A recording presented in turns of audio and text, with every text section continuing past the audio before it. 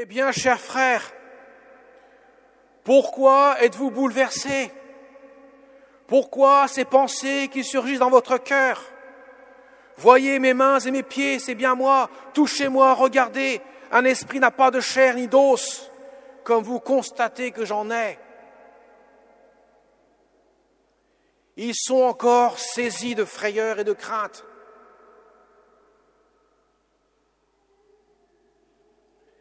Et cela ne suffit pas. Ils n'osaient pas encore y croire, nous dit saint Luc. Ils restaient saisis d'étonnement. Alors, donnez-moi quelque chose à manger.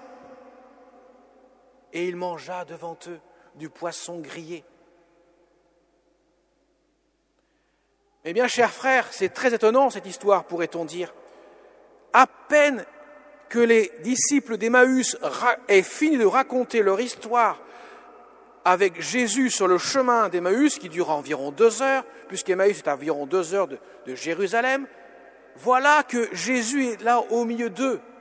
Évidemment, il n'a pas pris le soin de passer par la porte. Les portes sont verrouillées. Et tout à coup, il est au milieu d'eux. Il raconte, ses disciples, ce qu'ils ont vu il y a 2 heures, parce qu'ils ont refait le chemin à l'inverse, pour raconter cela, bien sûr, aux autres apôtres et aux autres disciples. Mais eux sont saisis d'étonnement, de frayeur, de crainte, quand ils voient quelqu'un au milieu d'eux. Ils ne le reconnaissent pas du visage, bien sûr. Alors Jésus les questionne, « Pourquoi êtes-vous bouleversés? Vous le savez, c'était annoncé. Mais leur intelligence est encore voilée. » Alors Jésus prendra le soin d'ouvrir leur intelligence et d'expliquer ce qui se réalise sous leurs yeux. Ils sont devant un mystère. Jésus, on ne le reconnaît pas, et à chaque apparition, ça sera le même scénario. On le prend souvent pour un esprit ou un fantôme, parce qu'il ne passe pas par les portes. Il atterrit comme ça au milieu d'eux. Alors forcément, c'est un peu surprenant. Mais son corps est bien réel. Il montre ses mains et ses pieds. Les plaies de la crucifixion restent, demeurent. Regardez-les, touchez-moi, dit Jésus. Même si mon visage ne vous dit plus rien, parce que je ne suis plus revenu à la vie. Je ne suis pas revenu à la vie, je suis ressuscité. Ce qui veut dire que son corps est devenu impassible. Il ne peut plus souffrir, il ne peut plus mourir, il ne peut plus être atteint par les limites de ce monde. Voilà pourquoi il peut venir ici. Il décide dans son esprit d'aller à l'autre bout de la terre, il y est à la seconde même. Son corps est agile, il est directement dans l'action de l'esprit qu'il décide, par lequel il décide. C'est un corps glorieux. Alors certes, il est encore voilé. On ne voit pas sa gloire comme les apôtres, les trois disciples, Pierre, Jacques et Jean, devenus apôtres après, bien sûr. Eh bien, ils ont vu la glorification du Christ à la transfiguration. Mais pour l'instant, ils ne la voient pas. Cela apparaîtra qu'après l'ascension, quand il montera au ciel, mais pas avant. Alors, il n'est pas reconnaissable, parce qu'on ne reconnaît pas Jésus ressuscité par la chair et le sang, par les yeux de chair. Ce n'est pas un homme qui revient à la vie, c'est Dieu dans son corps glorieux, de chair, son humanité glorifiée, qui ne peut être reconnu que par la foi. C'est un mystère de foi, la résurrection. Comme Thomas, nous l'avons vu dimanche dernier. Mon Seigneur et mon Dieu, je vois l'humanité, mais je crois que tu es Dieu. Cela, il faut bien le comprendre. Et ça a une importance capitale dans notre vie, mes chers amis. Trop souvent, nous demandons à Dieu d'agir comme il agissait au milieu des disciples. Fais quelque chose que je puisse voir, que je puisse sentir ta présence. Mais Jésus n'agit pas comme ça pour le salut de notre âme. Il agit dans le mystère de la foi. Croyez, mes chers amis, nous dit Jésus.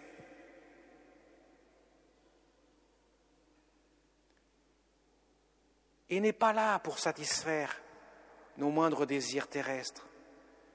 Il est là pour nous donner sa vie. Il est là pour que nous puissions passer, faire notre Pâques de cette vie présente à l'éternité, de l'esclavage du péché, avec comme conséquence la mort, à la liberté des enfants de Dieu et donc à la résurrection, à la vie éternelle. Et cela ne peut être appréhendé que par la foi. Ce qui veut dire que tous ceux qui le reconnaissent font un acte de foi. Ce qui veut dire que tous ceux qui voient agir Jésus dans leur vie font un acte de foi. Des signes peuvent parler, mais cela ne suffit pas. Il faut aller au-delà des signes, poser un acte de foi, comme il le demandait à sainte Faustine. Aie confiance. Tu feras marquer sous le tableau de la miséricorde, Jésus, j'ai confiance en toi. C'est un acte de foi que Dieu nous demande.